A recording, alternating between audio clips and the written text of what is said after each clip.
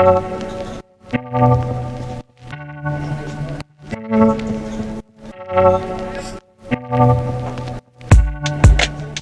guys, Kay here, and I am back with a quick simple tutorial to share with you all.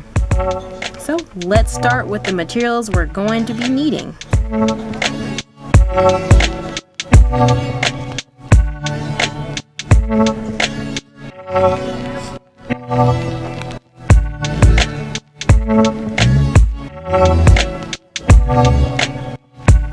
So now that we have the materials, let's get started.